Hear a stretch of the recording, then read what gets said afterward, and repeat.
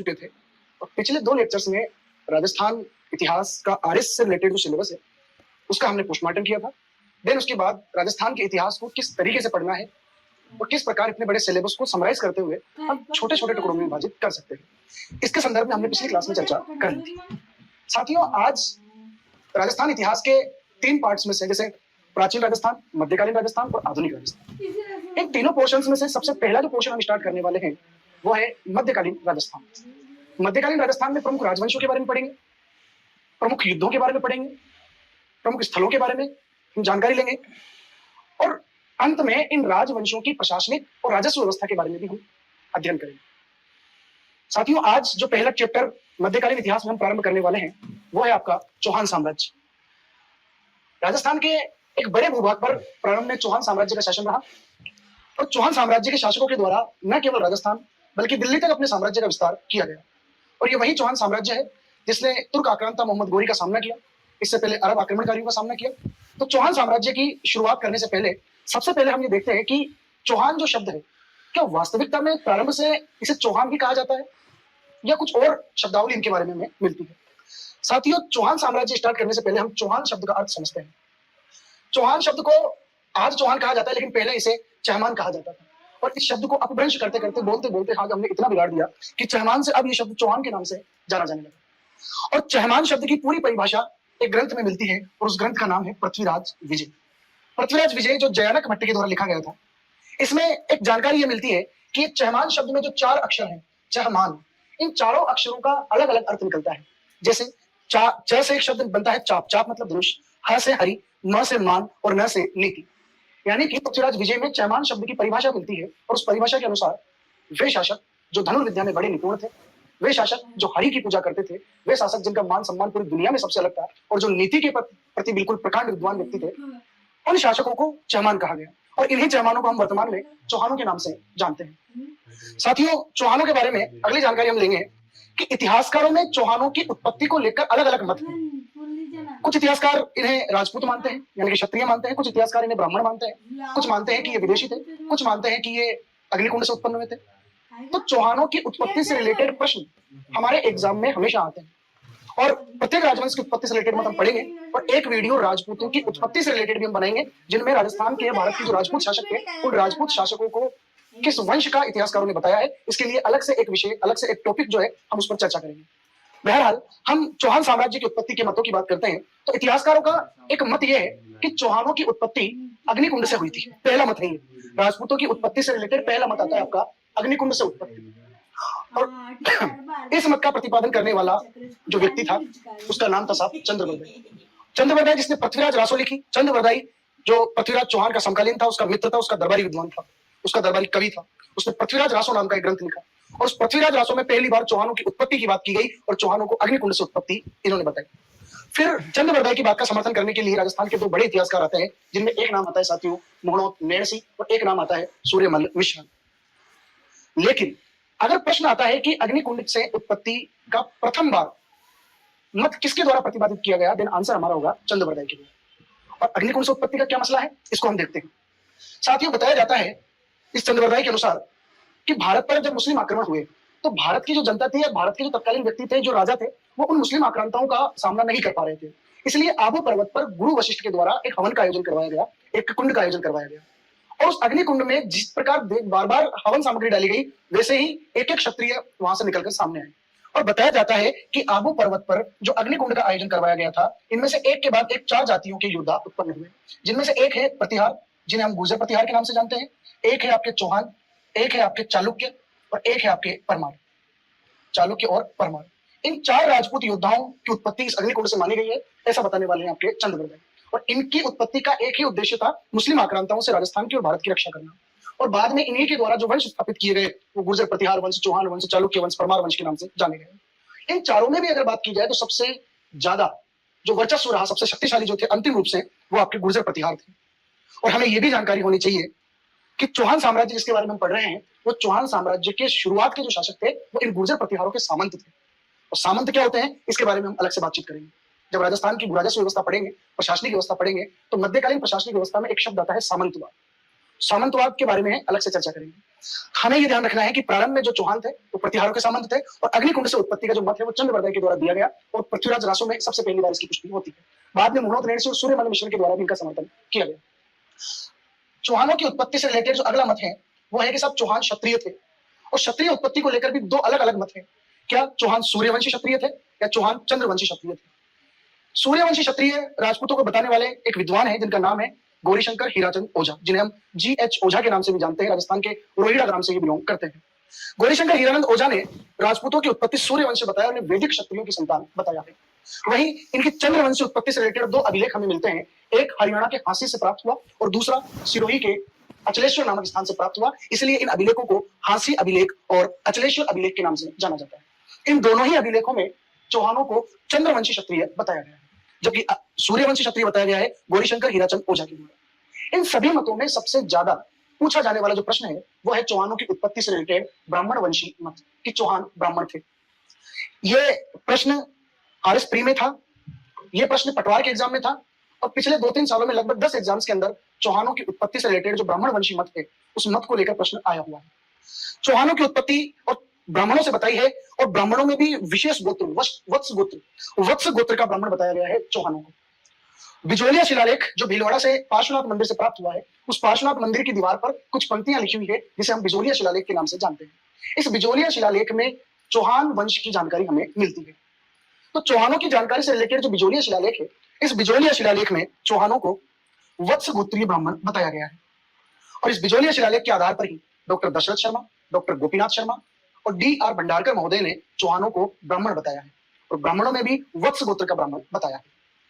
वहीं colonel James toad जिनके द्वारा राजस्थान के इतिहास का संकलन किया गया, राजस्थान के इतिहास के पिता, राजस्थान इतिहास के जनक और घोड़े वाले बाबा के नाम से मशहूर कर्नल जेम्स टोड, जिन्होंने annals and antiquities of Rajputana नाम से अपनी पुस्तक प्रकाशित की और उस पुस्तक के जो संपादक थे, क्योंकि कर्नल जेम्स टोड की मृत्यु के बाद इनकी पुस्तक का संपादन हुआ, तो इनकी पुस्तक के जो संपादक थे नाम था उनका William Crook. Colonel James Tod और विलियम क्रुक इन दोनों के द्वारा बताया गया कि चौहान विदेशी थे और विदेशियों में भी चौहानों की तरह चौहानों में या राजस्थान के राजपूतों में जो परंपराएं, जो प्रथाएं, धार्मिक, सामाजिक, सांस्कृतिक जो परंपराएं विद्यमान थी, वही परंपराएं कर्नल जेम्स टोड के अनुसार शक सिथियंस के अंदर भी मौजूद थी। जैसे कि शस्त्रों की पूजा करना, घोड़ों की पूजा करना, सूर्य पूजा करना, ये सारी समानताएं चौहानों में भी थी, यानी कि राजस्थान के राजपूतों में भी थी और यही चीजें शक सिथियंस में भी जो है वो जो विदेशी शासक थे, शक सिथियंस जो विदेशी राजवंश थे, उनमें भी प्रचलित थी।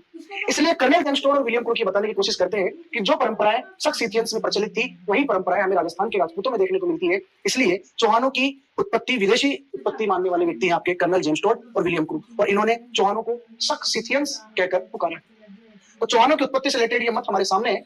कोई कहते हैं कि साहब चौहान अग्निकुंड से निकले हैं, कोई कहते हैं कि चौहान सूर्यवंशी है, कोई कहते हैं कि चंद्रवंशी है, कोई ब्राह्मण बताता है, कोई विदेशी बताता है। वास्तविकता में थे क्या? तो वास्तविकता में देखा जाए तो मुस्लिम आक्रांताओं से सामना करने वाले ये क्षत्रिय थे जिन्होंने राजस्थान की आन बान और शान को बचाए रखा। और प्रश्न सबसे ज्यादा पूछा जाता है साथियों वत्स गोत्रीय ब्राह्मण का। तो बिजोलिया शिलालेख जहां भी है वहां हमें आंखें बंद करके जो है वो ये देख लेना है कि चौहानों की जानकारी का सबसे बड़ा प्रमाण बिजोलिया शिलालेख है और प्रारंभिक चौहानों की जानकारी इस बिजोलिया शिलालेख में मिलती है। तो कहीं भी वत्स गोत्री शब्द आए आंखें बंद करके पहचानना है बिजोलिया शिलालेख और जहां भी बिजोलिया शिलालेख आए इसका मतलब है चौहानों से रिलेटेड यहाँ पर बात की जा रही है और यही वो बिजोलिया शिलालेख है जिसमें राजस्थान के प्राचीन नगरों के नाम मिलते हैं। ठीक है साथियों, अगली मैं बात करना चाहूंगा चौहान वंश के प्रारंभिक जानकारी की। चौहान वंश जिसे हम पढ़ना चाह रहे हैं, वास्तविकता में इस चौहान वंश की शुरुआत किसके द्वारा की गई थी? तो चौहान वंश का संस्थापक या चौहान वंश का आदि पुरुष अगर हमसे पूछा जाए तो हमें यह जानकारी होनी चाहिए कि 551 ईस्वी में वासुदेव चौहान के द्वारा चौहान वंश की शुरुआत की गई। यानी कि वासुदेव चौहान वो पहला व्यक्ति था जिसने चौहान वंश की शुरुआत की। और इस वासुदेव चौहान के द्वारा किस क्षेत्र में चौहान वंश की शुरुआत की गई, चौहान साम्राज्य की शुरुआत की गई? तो वो प्रारंभिक क्षेत्र है जांगल प्रदेश का सपाद लक्ष्य से। जांगल प्रदेश का मतलब प्राचीन राजस्थान में अगर हम देखें तो बीकानेर, उत्तरी मारवाड़ और जयपुर को सम्मिलित करते हुए जो क्षेत्र था उसे जांगल प्रदेश के नाम से जाना जाता है। और उस जांगल प्रदेश में सामा झील के आसपास का जो क्षेत्र लगभग 1.25 लाख गांव का जो क्षेत्र था उसे सपाद लक्ष्य के नाम से जाना जाता है। तो जांगल प्रदेश में क्षेत्र था सपाद लक्ष्य क्षेत्र, सामा झील के आसपास वाला क्षेत्र, इसे प्रारंभिक चौहानों ने या वासुदेव चौहान के द्वारा अपने साम्राज्य के रूप में तैयार किया। और सामर झील के आसपास का जो क्षेत्र था सपाद लक्ष्य, इस सपाद लक्ष्य की राजधानी बनाया गया अहिन छत्रपुर को। और अहिन छत्रपुर वर्तमान में जिसे हम नागौर के नाम से जानते हैं, पहले इसे अहिन छत्रपुर के नाम से जाना जाता था। तो चौहानों का संस्थापक या आदिपुरुष वासुदेव चौहान, जिसने 551 ईस्वी में चौहान वंश की शुरुआत की। और शुरुआत कहां की? तो जालंधर प्रदेश के सपाट क्षेत्र में चौहान वंश की शुरुआत हुई। इसकी राजधानी प्रारंभ में आई छत्रपुर नागौर थी। अब हम ये देखते हैं कि चौहान जो है वो निकले हैं शाकंभरी यानी कि सपाट लक्ष्य साबर झील वाले एरिया से। लेकिन अजमेर में भी चौहान थे, जालोर में भी चौहान थे, शिवाड़ा बाड़मेर में भी चौहान थे, कोटा बूंदी में भी चौहान थे। तो ये अलग अलग चौहान कैसे है? तो साथियों हमें ये जानकारी होनी चाहिए कि यद्यपि चौहान साम्राज्य की शुरुआत सपाट लक्ष्य क्षेत्र से हुई, चौहानों की जड़ें सपाट लक्ष्य से निकली। प्रारंभ में चौहानों ने सपाट लक्ष्य में अपने साम्राज्य की शुरुआत की, लेकिन जैसे जैसे परिवार बड़ा हुआ तो उस परिवार में से कुछ व्यक्ति अलग स्थान पर जाकर रहने लगे। उसी प्रकार सपाट लक्ष्य से निकलकर पहली बार लक्ष्मण सिंह के द्वारा नाडोल में चौहान वंश की शुरुआत की गई। नाडोल जो वर्तमान पाली में है। तो चौहानों का प्रारंभिक क्षेत्र अगर हमसे पूछा जाए तो वो तो होगा सपाट लक्ष्य। लेकिन अगर चौहानों की प्रारंभिक प्रथम या सबसे पुरानी शाखा के बारे में पूछा जाए देन हमारा आंसर होगा नाडोल पाली। फिर नाडोल से निकलकर जालोर के चौहान बने, शिवाड़ा के चौहान बने और इन्हें हम सोनगढ़ा चौहानों के नाम से जानते हैं। फिर सिरोही के देवड़ा चौहान भी यहीं से निकले। फिर अजयराज नाम का एक शासक अजमेर आता है और अजमेर नगर की स्थापना करता है, तो ये अजमेर के चौहान कहलाए। और पृथ्वीराज चौहान की मृत्यु के बाद उसके पुत्र गोविंद चौहान के द्वारा रणथंभौर में चौहानों की एक शाखा शुरू की जाती है, तो उसे हम रणथंभौर के चौहानों के नाम से जानते हैं। वही रणथंभौर के चौहानों से ही कोटा और बूंदी के चौहान निकले और कोटा और बूंदी का क्षेत्र हाड़ौती का क्षेत्र था, इसलिए वहां के चौहान हाड़ा चौहानों के नाम से जाने गए। ठीक है साथियों, तो हमने चौहान शब्द चैमान शब्द की परिभाषा देखी, चौहानों की उत्पत्ति से रिलेटेड इतिहासकारों के अलग अलग मत देखे और प्रारंभिक चौहानों की जानकारी हमने देखी कि वासुदेव चौहान के द्वारा चौहान साम्राज्य की शुरुआत 551 ईस्वी में की गई। सपाट लक्ष्य क्षेत्र को उन्होंने अपने साम्राज्य के रूप में चुना। आई छत्रपुर जिसे नागौर कहा जाता है वर्तमान में, इसे अपनी राजधानी के रूप में स्थापित किया और नाडोल चौहानों से निकली पहली शाखा के रूप में स्थापित हुई। आगे हम प्रारंभिक चौहानों के बारे में चर्चा करेंगे कि किस प्रकार एक के बाद एक चौहान साम्राज्य के योद्धाओं ने पूरे राजस्थान पर अपना साम्राज्य विस्तार कर दिया। तो प्रारंभिक चौहान शासकों की जानकारी के लिए हम शुरू करते हैं चौहानों की वंशावली। वासुदेव चौहान जिसके बारे में अभी मैंने आपको बताया, इस वासुदेव चौहान को चौहानों का आदि पुरुष भी कहा जाता है। आदि पुरुष का मतलब वो प्रथम व्यक्ति जिसने इस साम्राज्य की शुरुआत की है। तो चौहानों का आदि पुरुष, प्रधान पुरुष, संस्थापक तीनों एक ही व्यक्ति है, वो है वासुदेव चौहान। और बिजोलिया शिलालेख में ये जानकारी मिलती है कि इस वासुदेव चौहान ने ही आपके साबर झील का निर्माण करवाया था।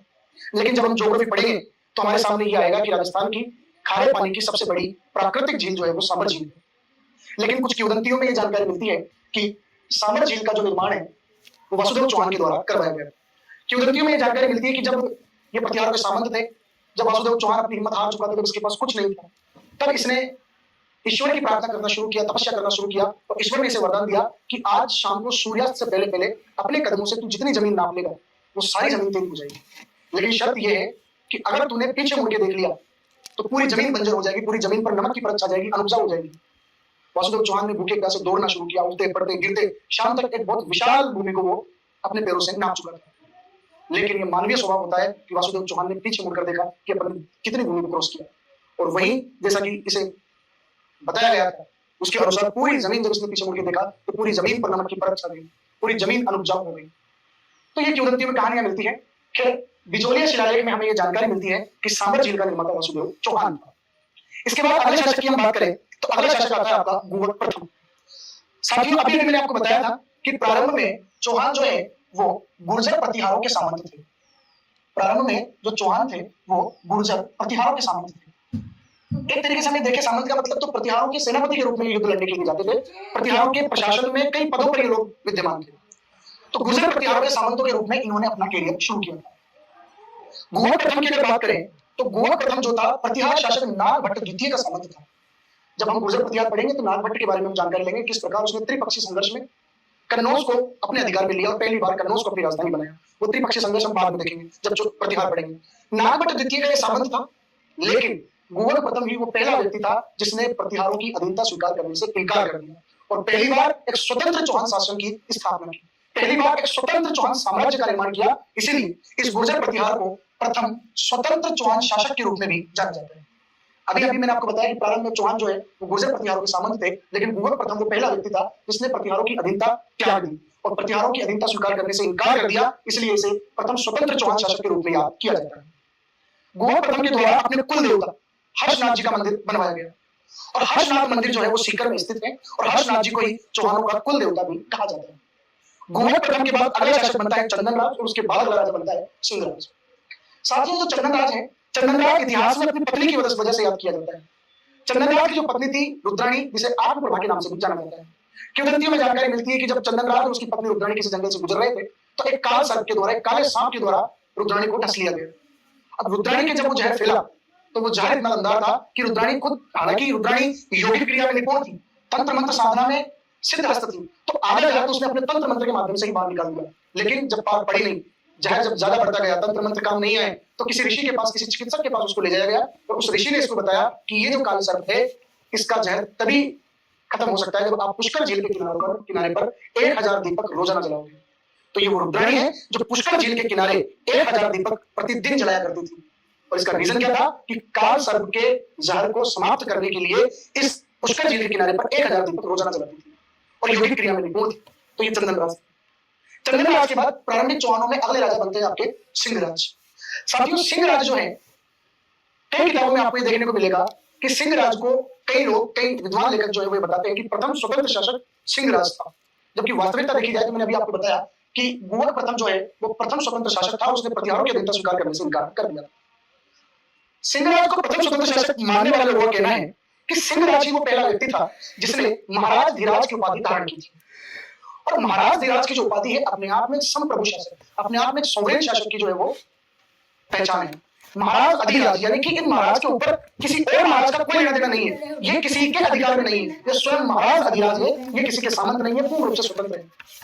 इसलिए कुछ लोग ये मानते हैं कि महाराज धीराज की उपाधि धारण करने के कारण सिंहराज को प्रथम स्वतंत्र चौहान शासक माना जाता है। लेकिन अगर हमारे सामने प्रश्न आता है तो 9th क्लास की किताब में, सॉरी 10th क्लास की जो राजस्थान की किताब है, राजस्थान इतिहास की, आरबीएससी बोर्ड की, उस किताब में गुहक प्रथम को ही प्रथम स्वतंत्र शासक माना गया है चौहानों का। तो हमें गुहक प्रथम पर टिक करना है आंसर। महाराज धीराज की उपाधि धारण करने वाला पहला चौहान शासक सिंहराज था। और जिस हर्षनाथ मंदिर का निर्माण गुहक प्रथम ने शुरू करवाया था, उस हर्षनाथ मंदिर को निर्माण को पूर्ण करवाने वाला व्यक्ति सिंहराज था। तो इस स्लाइड में हमने 4 प्रारंभिक चौहान शासकों के बारे में देखा। चौहानों की शुरुआत करने वाला वासुदेव चौहान, प्रतिहारों की अधीनता से मुक्त होने वाला गुहक प्रथम, रुद्राणी आत्मप्रभा के हस्बैंड चंदनराज जी, और चंदनराज जी के बाद सिंहराज जिन्होंने महाराज धीराज की उपाधि धारण की। अगली स्लाइड में हम देखेंगे कि सब सिंहराज के बाद विग्रहराज द्वितीय नाम के एक शासक चौहानों में हुए, जिन्हें मतंगा के नाम से जाना जाता है। मतंगा का मतलब है युद्ध भूमि में एक हाथी के समान, यानी कि इतने विद्वान, इतने योग्य, इतने पराक्रमी योद्धा थे कि इन्हें समकालीन इतिहासकारों ने मतंगा का नाम दिया। मतंगा, युद्ध भूमि में एक हाथी के समान। और विग्रहराज द्वितीय की जानकारी का सबसे बड़ा स्रोत, विग्रहराज द्वितीय की उपलब्धियों की सबसे बड़ी जानकारी, सबसे बड़ा स्रोत जो है वो है आपका हर्ष मंदिर लेख। ये वही हर्ष मंदिर लेख है जो हर्षनाथ मंदिर की दीवार पर लिखा हुआ है, और ये वही हर्षनाथ मंदिर है जो चौहानों के कुल देवता है, और इसका निर्माण गुहक प्रथम ने शुरू किया था और सिंहराज ने पूरा किया था। तो हर्षनाथ मंदिर की दीवारों पर जो लेख लिखा हुआ है, यानी कि हर्ष मंदिर लेख, इस हर्षनाथ मंदिर लेख में जानकारी मिलती है विग्रहराज द्वितीय की उपलब्धियों की। और कौन सी उपलब्धियां? उपलब्धियां ये है कि गुजरात के चालुक्य शासक मूलराज प्रथम को विग्रहराज द्वितीय ने पराजित किया। और चालुक्यों का जो क्षेत्र गुजरात में चालुक्यों के अधीन था, उस पूरे चालुक्य क्षेत्र पर, गुजरात के उस क्षेत्र पर विग्रहराज द्वितीय ने अपना अधिकार जमाया और वहां अपनी कुल देवी आशापुरा माता के मंदिर का निर्माण भी इन्होंने करवाया। और आशापुरा माता के मंदिर का निर्माण जिस जगह करवाया वो जगह है भड़ोच, गुजरात में जगह पड़ती है। और प्राचीन काल में भृगुकच्छ के नाम से बंदर का बड़ा प्रसिद्ध रहा भारतीय इतिहास में, और व्यापार वाणिज्य का बड़ा केंद्र था भृगुकच्छ जो गुजरात में था, उसे वर्तमान में भड़ोच के नाम से जाना जाता है। और यहाँ अपनी कुल देवी आशापुरा माता मंदिर का निर्माण करवाने वाला चौहान शासक था विग्रहराज द्वितीय। विग्रहराज द्वितीय के बाद अगले शासक बनते हैं गोविंद तृतीय। और गोविंद तृतीय को पृथ्वीराज विजय जो ग्रंथ है, जो जयनक भट्ट के द्वारा लिखा गया है, उस पृथ्वीराज विजय में एक उपाधि से इनको बुलाया गया है, वो है वेरीघरट। वेरीघरट का मतलब है शत्रु संहारक, दुश्मनों को तोड़ने वाला, दुश्मनों का संहार करने वाला। वेरीघरट, शत्रु संहारक, गोविंद तृतीय को कहा गया है पृथ्वीराज विजय नाम के ग्रंथ में। और पृथ्वीराज विजय किसने लिखा? जयनक भट्ट के द्वारा लिखा गया। इसके बाद वापतिराज नाम के एक शासक हुए जिन्होंने मेवाड़ के शासक अंबा प्रसाद को पराजित किया। इसके बाद पृथ्वीराज प्रथम शासक बने, और पृथ्वीराज प्रथम के समय जो इनके मंत्री थे हट्टड़ मोहिल, उन हट्टड़ मोहिल के द्वारा रेवासा, सीकर में एक मंदिर का निर्माण करवाया गया, उसे कहा जाता है जीण माता का मंदिर। और जीण माता मंदिर जो रेवासा में है, यहाँ वर्ष में 2 बार मेला लगता है। और जीण माता को जो है वो चौहानों की कुल देवी के रूप में माना जाता है। जब राजस्थान की कला संस्कृति पढ़ेंगे, जब राजस्थान के लोक देवता और लोक देवियां पढ़ेंगे, तब जीण माता के बारे में कब कब मेला लगता है, क्या इनके उपनाम है, सारी जानकारी हम देंगे। ठीक है साथियों, तो विग्रहराज द्वितीय, गोविंद तृतीय, वापतिराज और पृथ्वीराज प्रथम। अब साथियों कई विद्यार्थी ऐसे हैं जिनके दिमाग में प्रश्न यह आ रहा होगा कि साहब हमने जब किताब पढ़ी तो हमें तो वासुदेव चौहान, चौहान साम्राज्य का निर्माण करता आदि पुरुष, और उसके बाद सीधा अजयराज चौहान पढ़ने को मिला। या हमें किसी टीचर ने पहले पढ़ाया था, उन्होंने वासुदेव चौहान के बाद सीधा अजयराज चौहान को पढ़ाया। लेकिन साथियों, वास्तविकता में एक चीज आप ये देखिए कि अजयराज चौहान, अर्णवराज चौहान, विग्रहराज चौहान, पृथ्वीराज चौहान, इनमें से जितने प्रश्न बन सकते थे उतने आरपीएससी ने बना लिए। अब इनमें से कोई प्रश्न बचते नहीं है, बचते हैं तो बच्चों को आसानी से आ जाते हैं।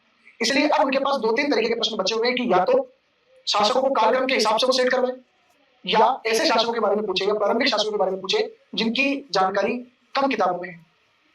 तो वासुदेव चौहान के द्वारा चौहान साम्राज्य की स्थापना की गई 551 ईस्वी में, और अजयराज जिसने शासन संभाला 1105 ईस्वी में।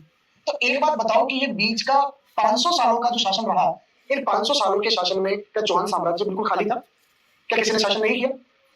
तो अब आरपीएससी इन बीच के 500 सालों से सवाल उठाने लगे, और इन 500 सालों में हमने ये देखा कि वासुदेव चौहान के बाद भूवक प्रथम, चंदनराज, सिंहराज, इसके बाद विग्रहराज द्वितीय, गोविंद तृतीय, वाजपेयी राज, पृथ्वीराज प्रथम, कई सारे शासक हुए। तो वासुदेव और अजयराज चौहान, इन दोनों के बीच में हमें इन शासकों को भी पढ़ना पड़ेगा, ताकि चौहान साम्राज्य से रिलेटेड कोई भी प्रश्न हमसे गलत होने की संभावना नहीं। अब शुरू करते हैं अजमेर के चौहान। अब तक जो हम चौहान पढ़ रहे थे, इस सांभर वाले क्षेत्र में, शाकंभरी क्षेत्र में या सपाट लक्ष्य क्षेत्र में ही शासन कर रहे थे। यहां से एक व्यक्ति निकलकर अब अपने साम्राज्य को किसी दूसरी जगह शिफ्ट करेगा, और वो है आपके अजयराज चौहान।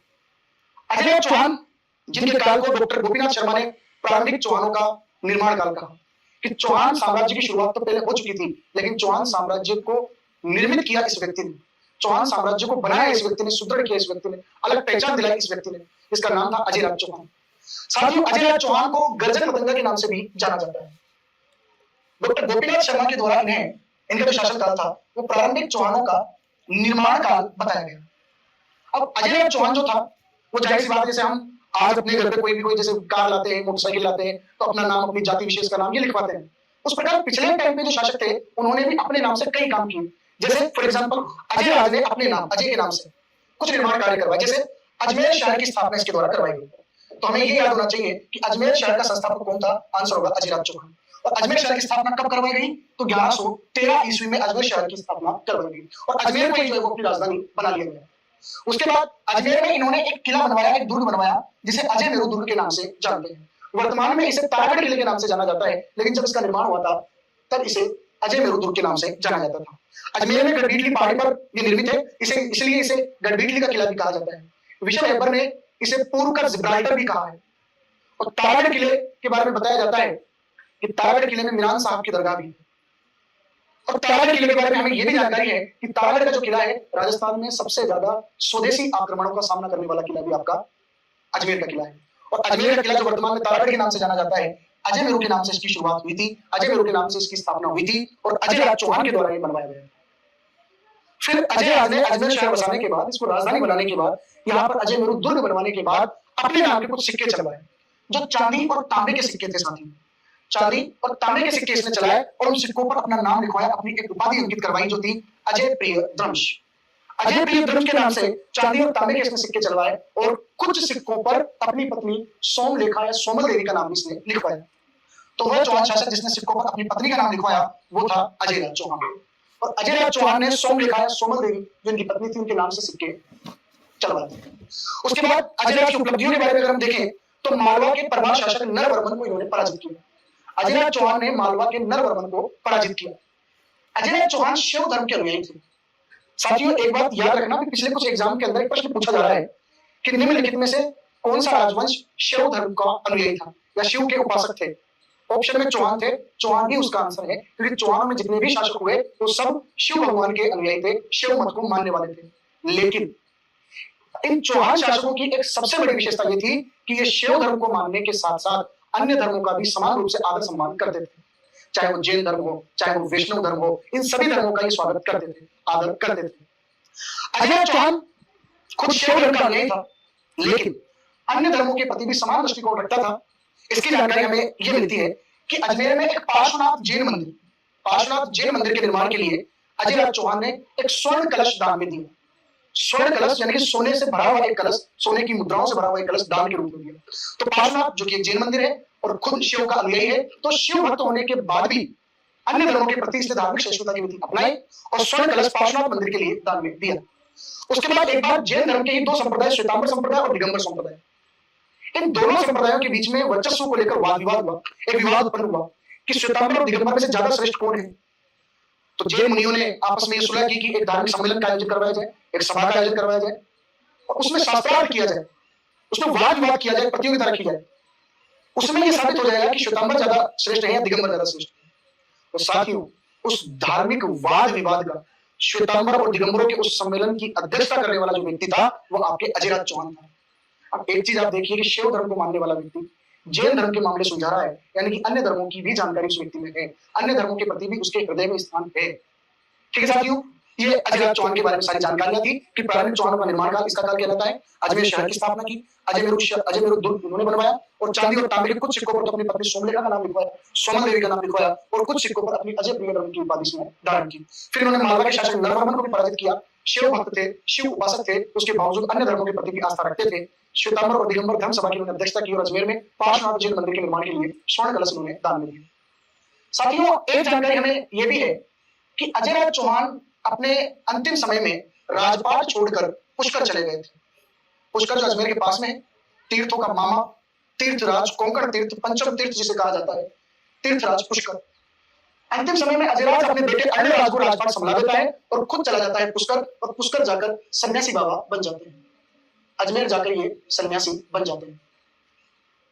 लेकिन जब अण्डराज चौहान का शासन आया और अजयराज चौहान सन्यास व्रत का धारण किए हुए पुष्कर में बैठे हुए थे, उसी समय राजस्थान पर तुर्कों का आक्रमण हुआ और जब तुर्कों ने अजमेर की ओर अपना रुख किया तो अजमेर की जनता जो अजयराज से बड़ी आस्था रखती थी, अजयराज के प्रति बड़ी निष्ठा रखती थी और अजयराज से बड़ी उम्मीद रखती थी, वो पुष्कर पहुंचती है और अजयराज को उस तुर्क आक्रमण की जानकारी देती है और अजयराज से ये विनती करती है जनता की महाराज आप चलो, ये सन्यास व्रत बाद में धारण करना, वो अजमेर में तुर्क घुसाए हैं और मारकाट कर रहे हैं और अब अगर हमें कोई बचा सकता है तो महाराज स्वयं वो आप हैं। उस समय अजयराज चौहान ने अजमेर के प्रस्थान किया और अजमेर में बताया जाता है कि तुर्कों का नरसंहार किया और किंवदंतियों में यह भी जानकारी मिलती है कि अजयराज चौहान इतने भीषण तरीके से उस युद्ध में लड़े थे कि अजयराज चौहान की गर्दन कट के अजमेर में गिर गई और शरीर जो है वो लड़ता लड़ता गुजरात के अंजार तक पहुंच गया था। इसीलिए अजयराज चौहान को अंजार का धनी भी कहा जाता है और अजमेर में जिस जगह इनकी गर्दन कटी थी, पुष्कर में जिस जगह इनकी गर्दन गिरी थी, उस जगह पे एक मंदिर बना हुआ है और आज वहां पर बकरियों की बलि दी जाती है, इसलिए उस मंदिर को बकरियों वाले बाबा के मंदिर के नाम से भी जाना जाता है। तो ये थी अजयराज चौहान के बारे में जानकारी, जिसका काल प्रारंभिक चौहानों का निर्माण काल था। अगले शासक के रूप में हम देखेंगे अजयराज के पुत्र अर्णोराज को। साथियों, अर्णोराज को आनाजी के नाम से भी जाना जाता है और अर्णोराज की उपलब्धियों में सबसे बड़ी उपलब्धि यह है कि इन्होंने अजमेर में चंद्रा नदी के पानी को रोककर, चंद्रा नदी के पानी को रोककर आना सागर झील का निर्माण करवाया और आना सागर झील का निर्माण कब करवाया तो 1137 ईस्वी में इन्होंने आना सागर झील का निर्माण करवाया। किंवदंतियों में यह जानकारी मिलती है कि जब तुर्क आक्रमण अजमेर पर हुआ तो अर्णोराज चौहान और उनके पिता अजयराज चौहान ने इतने भीषण तरीके से उन तुर्कों का सामना किया था कि अजमेर की गलियां, अजमेर की सड़कें, अजमेर की दीवारें उन तुर्कों के लहू से, उन तुर्कों के खून से लथपथ हो गई थी। तो बाद में उस रक्त से अजमेर को शुद्ध करवाने के लिए, अजमेर की धरती से उस रक्त को समाप्त करने के लिए, बहाने के लिए आना सागर झील का निर्माण अर्णोराज ने करवाया। ये किंवदंतियों में कहानियां मिलती है। आज वर्तमान में आना सागर झील के किनारे पर सुभाष उद्यान हम देखते हैं। जब आप जाओगे अजमेर तो अजमेर में सुभाष उद्यान के नाम से एक गार्डन है और उस गार्डन में नेताजी सुभाष चंद्र बोस की एक प्रतिमा लगी हुई है। तो वर्तमान में सुभाष उद्यान के नाम से बड़ा फेमस एक स्थान है जिसे पहले दौलत बाग के नाम से जाना जाता था और इस दौलत बाग का निर्माण करवाया था मुगल बादशाह जहांगीर ने, जो अकबर का बेटा जहांगीर। उस जहांगीर ने दौलत बाग के नाम से गार्डन आना सागर झील के किनारे पर बनवाया जिसे वर्तमान में सुभाष उद्यान के नाम से भी जाना जाता है। जहांगीर के बाद शाहजहां ने भी आना सागर झील के किनारे पर संगमरमर की 12 दरियों का निर्माण करवाया। बताया जाता है कि 5 12 दरियों का निर्माण करवाया और 12 दरियां क्या है तो आना सागर झील के किनारे पर पर्यटकों के बैठने के लिए कुछ छतरियां बनी हुई हैं। उन छतरियों का निर्माण जो है टूरिस्ट पॉइंट के रूप में शाहजहां के द्वारा करवाया गया था, जिन्हें 12 दरियां कहा जाता था और संगमरमर की कुछ 5 12 दरियां यानी कि 5 छतरियों का निर्माण करवाया गया था। अर्णोराज के द्वारा पुष्कर में एक मंदिर बनवाया गया जिसे वराह मंदिर के नाम से भी जाना जाता है। तो अर्णोराज ने आना सागर झील का निर्माण करवाया और पुष्कर के वराह मंदिर का निर्माण भी उन्होंने करवाया। फिर इनके दरबार में 2 जैन विद्वान रहा करते थे, 2 जैन आचार्य रहा करते थे। एक का नाम था देवबोध और एक का नाम था धर्मघोष। तो आचार्य देवबोध और आचार्य धर्मघोषुरी ये अर्णोराज चौहान के दरबार में संरक्षण प्राप्त करते थे। फिर उनकी राजनीतिक उपलब्धियों के बारे में अगर हम देखें तो अर्णोराज के समय अजमेर पर तुर्कों का आक्रमण हुआ और उन तुर्कों को पराजित किया अर्णोराज ने। फिर मालवा का शासक नरवर्मन जो अजयराज से पराजित होकर गया था वो वापस अपनी हार का बदला लेने के लिए आता है, लेकिन इस बार भी अर्णोराज चौहान उसे पराजित करके भेज देता है। तो अर्णोराज चौहान ने तुर्कों को भी पराजित किया और अर्णोराज चौहान ने मालवा के नर वर्मन को भी जो है वो पराजित किया। उसके बाद गुजरात के चालुक्य शासक जयसिंह सिद्धराज की पुत्री कांचन देवी के साथ अर्णोराज चौहान ने विवाह किया। और जयसिंह सिद्धराज के बाद जब चालुक्य शासक कुमारपाल अगला राजा बना तो कुमारपाल से अर्णोराज को पराजित होना पड़ा। अर्णोराज जिसने तुर्कों को हराया, अर्णोराज जिसने जयसिंह सिद्धराज चालुक्य को हराया, अर्णोराज जिसने मालवा के नर वर्मन को पराजित किया, वो अर्णोराज कुमारपाल से पराजित हुआ। कुमारपाल गुजरात का एक चालुक्य शासक था और जयसिंह सिद्धराज के बाद अगला शासक बना था। और कुमारपाल और अर्णोराज के बीच जो युद्ध हुए जिनमें अर्णोराज की पराजय हुई, उनकी जानकारी हमें दो ग्रंथों से मिलती है। एक ग्रंथ का नाम है प्रबंध कोश और एक ग्रंथ का नाम है प्रबंध चिंतामणि। तो प्रबंध कोश और प्रबंध चिंतामणि, इन दोनों ग्रंथों से अर्णोराज और कुमारपाल के बीच हुए युद्धों की और कुमारपाल की विजय की जानकारी हमें इन युद्धों में मिलती है। साथियों, इन उपलब्धियों से परिपूर्ण एक व्यक्ति, एक योद्धा, एक विद्वान अंत में अपने ही बेटे के हाथों चला गया। अर्णोराज चौहान जो इतना योद्धा, इतना पराक्रमी, इतना शूरवीर आदमी था, अंत में अपने बेटे जगदेव चौहान के हाथों मारा गया। और अर्णोराज के बाद जगदेव चौहान ने राजगद्दी प्राप्त की। और बताया जाता है कि लगभग 2-3 साल तक आगे अर्णोराज के बाद जगदेव चौहान ने शासन किया, लेकिन अपने पिता को मारकर राजगद्दी प्राप्त करने के कारण इस जगदेव चौहान को कहा जाता है चौहानों का पितृहंता। चौहानों के पितृहंता के नाम से मशहूर जगदेव चौहान, जिसने अपने पिता को मारकर अपने राजगद्दी को प्राप्त किया। साथियों, आज की जो क्लास थी इसमें प्रारंभिक चौहान शासकों के बारे में हमने देखा। आगे जो चौहान साम्राज्य से रिलेटेड क्लास होगी, हम उसमें विग्रहराज चौहान, जिसका काल चौहानों का स्वर्ण काल कहलाता है, जिसका काल चौहानों की उन्नति का काल कहलाता है, जिसका काल चौहानों की कला साहित्य का काल कहलाता है, उसके बारे में हम पढ़ेंगे। और उसके